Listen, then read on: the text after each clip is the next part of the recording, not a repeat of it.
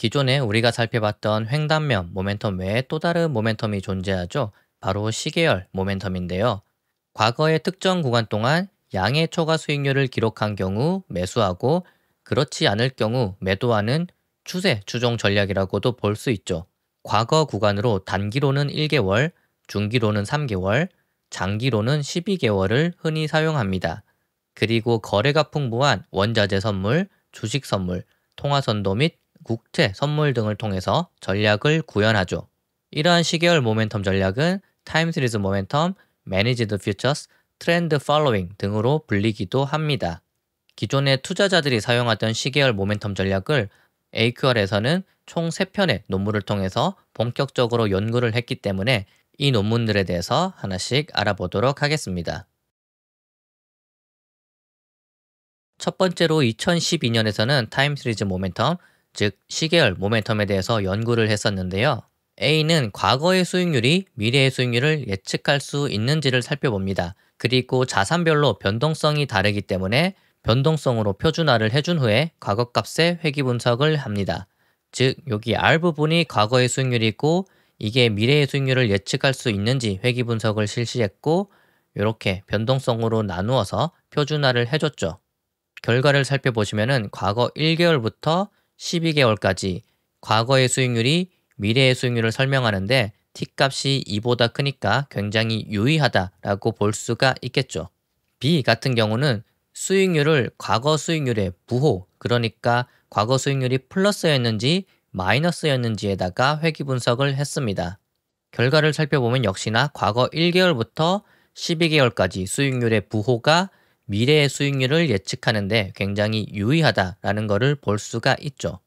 이번에는 부호를 기준으로 회귀 분석을 한 거를 각 자산군에다가 적용을 해봤습니다. 원자재 선물 같은 경우에도 과거 1개월부터 12개월까지 수익률의 부호가 미래의 수익률을 예측하는데 굉장히 유의하다라는 것을 볼 수 있고 주가 지수 같은 경우도 동일한 결과죠. 채권 같은 경우는 약간 결과가 불명확하고 외환 같은 경우는 과거 수익률의 부호가 미래를 예측하는데 굉장히 유의하다라는 것을 알 수 있죠. 이처럼 과거 수익률 그리고 과거 수익률의 부호가 미래의 수익률을 예측하는데 굉장히 유의한 변수다라는 게 확인이 되었습니다. 이번에는 시계열 모멘텀 전략의 수익률을 각종 팩터로 회귀 분석하고 난 알파를 측정해 봤습니다. 시장 수익률, 채권 수익률, 원자재 수익률, 퍼마프렌치 기준 소형주, 가치주, 그리고 모멘텀 팩터를 나타내는 UMD에다가 회귀 분석을 하고 난 후에 알파를 측정했는데요. 룩백 피리어드 같은 경우는 과거 몇 개월치의 수익률로 시계열 모멘텀을 측정했느냐 여부이고 홀딩 피리어드 같은 경우는 보유 기간을 얼마나 했는지를 나타냅니다. 그리고 여기 표시된 값들은 알파의 T 통계값을 나타내는데요. 측정 기간 기준 1개월부터 12개월까지는 T 값이 굉장히 높다라는 걸 알 수 있고 12개월이 지나는 순간부터 T값이 감소한다라는 것을 알 수가 있죠. 즉 과거 1개월부터 12개월까지의 수익률을 바탕으로 시계열 모멘텀을 측정했을 때 알파가 굉장히 유의하다라는 걸 알 수 있고 보유기간 같은 경우도 1개월부터 12개월까지는 T값이 굉장히 크지만 12개월이 넘어가는 순간부터 T값이 점점 감소한다는 것을 알 수가 있죠. 그리고 이러한 현상은 원자재 시장에서도 똑같이 적용이 되고요. 주가지수, 채권, 외환, 모든 자산에서 동일하게 12개월 측정기간 그리고 12개월 보유기간까지 알파의 T값이 굉장히 크다라는 것을 확인할 수 있습니다. 과거 12개월 수익률이 플러스이면 롱을 하고 마이너스면 숏을 합니다. 그리고 각 자산별로 변동성이 다르기 때문에 변동성은 40%의 고정을 해줍니다. 즉 변동성이 높은 자산의 경우에는 디레버리지를 해주고 변동성이 낮은 자산의 경우에는 레버리지를 해준다는 뜻이겠죠. 또한 매월 말에 리밸런싱을 해줍니다. 이를 수식으로 나타내면 다음과 같은데요. 이 부분은 변동성 40%에 맞춰서 레버리지 혹은 디레버리지를 해준다는 뜻이겠죠. 그리고 사인 부분이니까 과거 수익률이 플러스였으면 롱 포지션, 마이너스였으면 숏 포지션을 해준다는 뜻이겠죠. 이러한 전략을 바탕으로 원자재, 외환, 주식시장, 채권시장에 모두 적용을 해보면은 거의 대부분의 자산에서 샤프 지수가 굉장히 높다라는 것을 알 수가 있습니다. 이번에 시계열 모멘텀 수익률의 월간 그리고 분기 수익률을 파마 프렌치 팩터에다가 모멘텀 팩터를 더한 4팩터 그리고 에이큐얼에서 발표한 종합적인 밸류와 모멘텀 팩터 지수에다가 회귀 분석을 실시했습니다. 주식 수익률, 소형주 수익률, 가치주 수익률 같은 경우에는 시계열 모멘텀을 설명하는 데 유의성이 전혀 없다라는 걸 알 수 있고, 모멘텀 효과를 나타낸 UMD 팩터 같은 경우는 시계열 모멘텀 수익률을 설명하는 데 굉장히 유의하다라는 것을 알 수 있죠. 하지만 이렇게 회귀 분석을 돌려놔도 남은 알파 부분의 유의성이 굉장히 유의하다라는 것을 알 수가 있죠. 이번에는 AQR에서 만든 밸류와 모멘텀 지수에다가 회귀 분석을 돌린 건데요. 밸류 지수와 모멘텀 지수의 설명력이 모두 유의하죠. 하지만 이 역시 알파텀의 유의성이 굉장히 크다라는 걸 볼 수 있으니까 시계열 모멘텀은 기존의 팩터들로 설명이 되지 않는 굉장히 유의한 팩터다라는 것을 알 수가 있죠. 이번에는 시계열 모멘텀 전략의 수익률과 패시브 롱, 즉 S&P 500 수익률을 비교를 한 겁니다. 2008년도 그래프를 보면은 2008년 금융위기 시에는 원자재 주식은 하락하고 채권 가격은 상승했으며 환율은 극적인 움직임을 보였던 때입니다. 이 기간 동안에 시계열 모멘텀 전략은 굉장히 큰 폭의 수익률을 거두었죠. 하지만 금융위기가 끝난 2009년 시장은 반전을 하였고, 이런 기간에 시계열 모멘텀은 손실을 기록했습니다. 시계열 모멘텀 전략의 특성 중 하나는 주식시장이 큰 폭의 상승 및 하락을 보일 때 높은 수익률을 보인다는 겁니다. 시장 상승 시에는 매수 포지션을 하고 시장 붕괴 시에는 매도 포지션을 취하기 때문이죠. 여기 X축은 S&P 500 수익률을 나타냈고 오른쪽은 시계열 모멘텀 전략의 수익률을 나타냈는데요. 오른쪽으로 가면은 주식시장이 큰 폭의 상승을 나타냈을 때죠. 보면은 주식시장이 상승했을 때는 시계열 모멘텀 전략 역시 플러스 수익률을 기록했다라는 것을 알 수 있고, 왼쪽으로 가면 갈수록 주식시장이 큰 폭의 하락을 보였을 때인데 이때도 시계열 모멘텀 전략은 플러스 수익률을 기록한 것을 알 수 있습니다. 이러한 시계열 모멘텀 전략의 수익률 패턴을 흔히 스마일 패턴이라고 부르기도 합니다. 패널 A는 시계열 모멘텀 전략 그리고 원래 자산들의 각 자산 내에서 상관관계를 나타낸 건데요.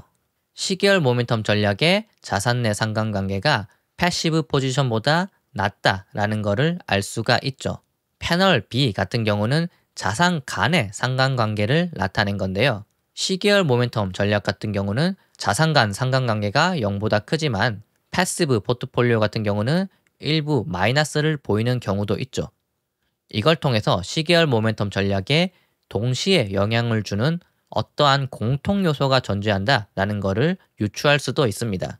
이번에는 시계열 모멘텀 전략의 수익률을 기존에 살펴봤던 횡단면 모멘텀이 설명할 수 있는지를 테스트합니다. 횡단면 모멘텀 같은 경우는 각 자산군 내에서 수익률이 높았던 거를 롱하고 수익률이 나빴던 거를 숏하는 전략이었죠. 결과를 보시면은 횡단면 모멘텀 변수가 높은 유의성을 보입니다. 하지만 그럼에도 불구하고 인터셉트, 즉 알파를 살펴보면은 알파가 굉장히 유의하다라는 것을 알 수가 있죠. 이번에는 반대로 횡단면 모멘텀을 시계열 모멘텀이 설명할 수 있는지 테스트를 해봤습니다. 이 부분 같은 경우는 횡단면 모멘텀을 나타냈고 UMD는 모멘텀 팩터, HML은 밸류 팩터, S&P는 사이즈 팩터를 나타내죠. 그리고 이 부분은 매니지드 퓨처스 지수와 매크로 지수를 나타냅니다. 횡단면 모멘텀, UMD, 매니지드 퓨처스 같은 경우는 시계열 모멘텀이 굉장히 유의한 설명력을 갖고 알파를 나타내는 인터셉트 부분을 보면은 알파가 없는 걸로 나옵니다. 따라서 횡단면 모멘텀과 매니지드 퓨처스 같은 경우는 시계열 모멘텀으로 대부분 설명이 가능하다라고 볼 수가 있겠죠. 이번에는 2013년 논문을 살펴보겠습니다. 여기 초록색으로 나타낸 게 펀더멘털 밸류, 즉 내재 가치를 나타냈고 검은색으로 나타난 게 실제 시장 가격을 나타냅니다. 펀더멘털 밸류가 상승하는 것보다 주가 지수는 천천히 상승하기 시작하고 일정 구간이 되면은 펀더멘털 밸류보다 더 많이 상승한다라는 것을 볼 수가 있죠. 과연 이러한 현상이 왜 생기는지에 대해서 알아봤는데요. 첫 번째로 추세의 시작 같은 경우는 정보에 대한 과소 반응 때문에 생깁니다. 먼저 앵커링 그리고 불충분한 조정이 있는데요. 사람들은 자신의 관점을 과거 데이터에 고정시키고 새로운 정보에 대해서는 충분하게 조정하지 않는 경향이 있습니다. 즉, 이 부분에서 캐탈리스트, 어떠한 촉매가 나타나더라도 사람들은 이에 대해서 제대로 반응하지 않는다는 거죠. 두 번째로 처분 효과가 있는데요. 사람들은 수익을 거둔 주식을 너무 일찍 팔고 손해를 본 주식은 너무 오래 보유하는 경향이 있습니다. 그렇기 때문에 조금만 주가가 상승해도 매도 압력이 있기 때문에 상승을 많이 하지 못하게 된다는 거죠. 비영리적 활동이 있는데요. 모든 투자자가 돈을 벌기 위해서 투자를 하는 건 아닙니다. 중앙은행들은 환율과 금리 변동성을 줄이기 위해서 금융시장에 개입하기도 하고 이로 인해서 가격 조정이 늦어질 가능성이 있죠. 그리고 마찰과 자본의 느린 이동이 있는데요. 모든 투자자들이 투자의 기회가 있다고 즉각적으로 참여를 할 수 있는 게 아니기 때문에 가격 발견이 늦어진다라고 볼 수가 있겠죠. 추세가 지속되는 데는 지연된 과잉 반응 때문인데요. 가장 큰 이유는 군중 효과와 추세 추종이겠죠. 가격이 한동안 한 방향으로 움직이면은 일부 트레이더들은 군집 행동 혹은 추세 추종으로 인해서 시류에 편승하게 됩니다. 또한 확증 평량과 대표성이 있는데요. 사람들은 이미 믿고 있는 것을 확인하는 정보를 찾는 경향이 있고 그 중에서도 최근의 가격 움직임을 미래를 대표하는 것으로 판단하는 경향이 있습니다. 즉 최근에 주가가 상승하기 시작하면은 이게 미래에도 계속해서 상승할 거라고 생각하기 때문에 추세에 뛰어드는 경향이 있다라는 거죠. 세 번째로 자금 흐름과 위험 관리가 있는데요. 최근 성과가 부진한 매니저들에게서 투자자들이 돈을 일출함에 따라 해당 매니저는 본인의 포지션을 줄여야 되겠죠. 그렇기 때문에 이러한 매니저가 들고 있던 포지션에서는 매도 압력 때문에 계속해서 가격이 하락하게 되고 반대로 성과가 좋은 매니저에게는 돈이 계속해서 들어오죠. 따라서 해당 포지션에서는 매수 압력이 늘어나서 계속 가격이 상승하게 됩니다. 하지만 추세가 영원히 지속되지는 않죠. 특정 지점에서 가격은 펀더멘탈 가치와 너무 멀어지게 되고 사람들이 이를 깨닫는 순간 가격이 펀더멘털 가치를 향해서 돌아가면서 추세가 사라지게 됩니다. 이번에도 기존 논문과 비슷하게 추세 수익률을 측정했는데요. 다른 점이 있다면 매월 리밸런싱이 아니라 매주 리밸런싱을 했다는 점, 그리고 목요일에 측정된 데이터를 기준으로 하루 기간을 준 금요일 종가에 리밸런싱을 했다는 점입니다.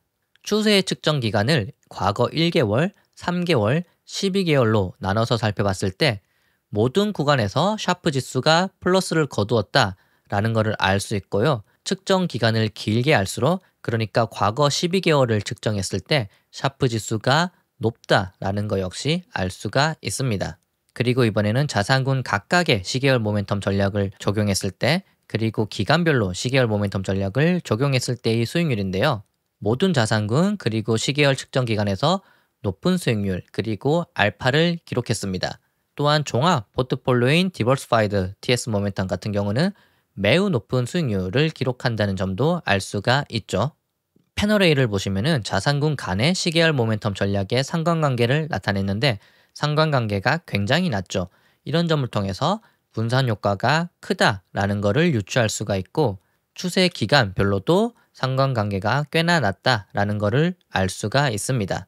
이번에는 추세 추종과 관련된 매니지드 퓨처스 지수 그리고 추세 추종 전략을 사용하는 상위 5개 펀드의 수익률을 갖고 왔습니다. 보시면은 지수 같은 경우는 알파의 유의성이 없는 반면에 매니저들 같은 경우는 알파가 굉장히 유의하다라는 것을 알 수가 있죠. 이러한 매니저드 퓨처스 지수와 매니저의 수익률을 시계열 모멘텀에다가 회귀 분석을 해봤는데요. 대부분이 시계열 모멘텀 팩터로 설명이 된다라는 것을 알 수 있습니다.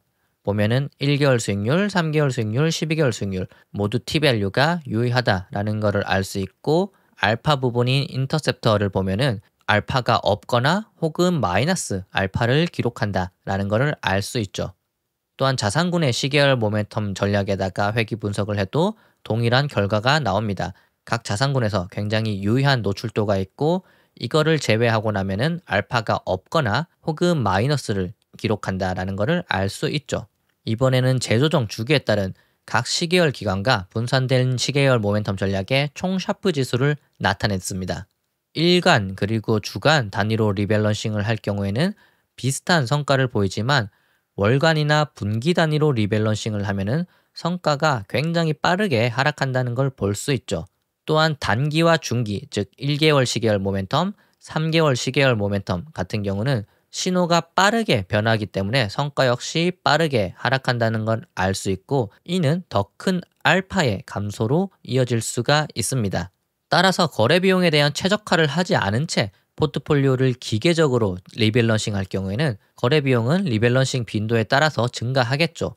단기 추세를 이용할 경우 장기 추세를 이용하는 것보다 거래 비용이 더 크게 됩니다. 마지막으로 2017년 논문은 기간을 더 늘려서 테스트를 해봤습니다. 또한 기존 논문처럼 비용을 고려하지 않은 게 아니라 거래 비용을 고려했고, 일반적으로 헤지펀드에 적용되는 220 보수를 고려했습니다. 보면은 전체 기간에서 총 수익률은 18%가 나왔고, 거래 비용을 고려하고 나면은 11%가 나옵니다. 그리고 220 성과 보수를 고려하고 나면 7.3% 정도의 수익률이 나타나죠. 그리고 10년 단위로 성과를 분석한 결과도 있는데요. 과거 같은 경우에는 거래 비용이 크기 때문에 총 수익률에서 거래 비용을 빼고 난 수익률이 급감하는 것을 볼 수가 있습니다.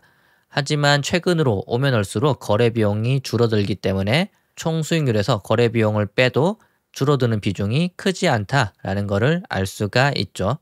또한 1개월, 3개월, 12개월 추세 기간 모두 높은 샤프 지수를 보인다는 것을 알 수 있고, 레그드 같은 경우는 추세를 측정하고 바로 포트폴리오를 구성하는 게 아니라 한 달 뒤에 포트폴리오를 구성하는 경우입니다. 1개월이나 3개월을 가지고 측정했을 때는 성과 감소 폭이 약간 크지만 12개월을 가지고 측정했을 때는 1개월에 레그를 주더라도 성과 감소 폭이 그렇게 크지 않다라는 것을 알 수가 있죠. 기존의 연구에서는 1985년부터 2009년까지를 대상으로 시계열 모멘텀 전략을 측정했었거든요.